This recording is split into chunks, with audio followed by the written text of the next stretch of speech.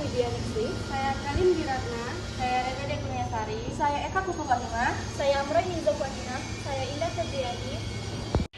Baik, di sini kami akan membahas topik pembahasan ejaan penggunaan bahasa Indonesia yang disempurnakan atau penggunaan tanda baca. Yang pertama adalah tanda seru. Tanda seru digunakan untuk ungkapan atau pernyataan yang berupa seruan atau perintah yang menggambarkan kesungguhan, ketidakpercayaan, atau emosi yang kuat. Contohnya, penggunaan tanda seru pada kalimat perintah. Yang pertama, dilarang masak. Kedua, alangkah segarnya udara pagi. Pegunungan ini yang benar saja. Semangat terus. Tanda baca yang kedua itu tanda petik. Yang pertama, tanda petik digunakan untuk mengartikulasikan langsung yang berasal dari pembicaraan, naskah, atau bahan tertulis lain. Contohnya dia berkata, bagaimana kabarmu? Contoh yang kedua, sudah berangkat? Tanya Sari.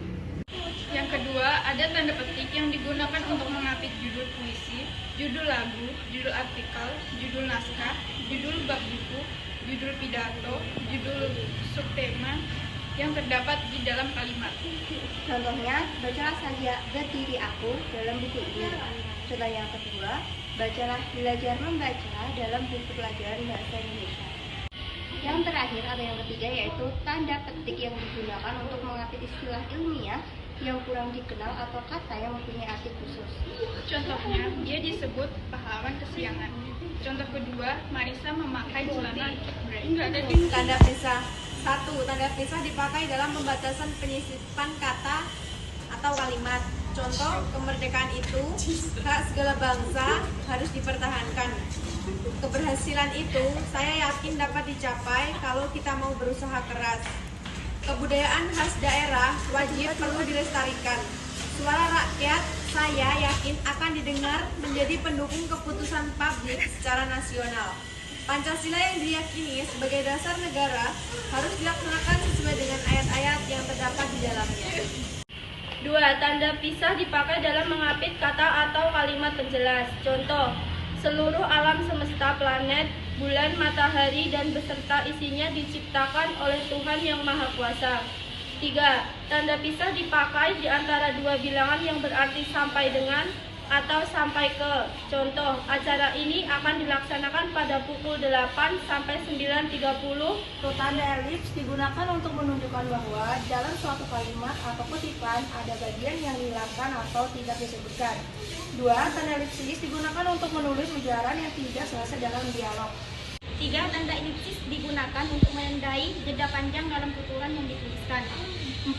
Tanda elipsis diakhiri kalimat diikuti dengan tanda baca akhir kalimat berupa tanda titik, tanda tanya, atau tanda seru. Tanda tanya. 1. Apa? Digunakan untuk menanyakan benda. Contohnya, 1. Apa yang mereka lakukan? 2. Obat apa yang bisa menurunkan demam? 2. Siapa? Digunakan untuk menanyakan orang. Contohnya, 1. Siapa yang ikut kerja bakti? 2. Siapa yang menciptakan lagu Indonesia Raya? 3. Di mana? Digunakan untuk menanyakan tempat. Contohnya, 1. Di mana mereka bekerja bakti? 2. Di mana kamu lahir? 4. Kapan? Digunakan untuk menanyakan waktu. Contohnya, 1. Kapan mereka bekerja bakti? 2. Kapan informasi itu dibagikan? 5. Mengapa? Digunakan untuk menanyakan alasan. Contoh, 1. Mengapa meningkatkan literasi itu perlu dilakukan? 2. Mengapa mereka melakukan kerja bakti? 6. Bagaimana? Digunakan untuk menanyakan cara. Contohnya, 1. Bagaimana cara membagi tugas saat bekerja bakti? 2. Bagaimana cara membuat kerajinan dari bahan kertas? 7. Berapa? Digunakan untuk menanyakan jumlah. Contohnya, 1. Berapa orang yang melakukan kerja bakti? 2. Berapa lama kamu akan berlibur di Bali? Sekian penjelasan presentasi dari kelompok kami. Wassalamualaikum.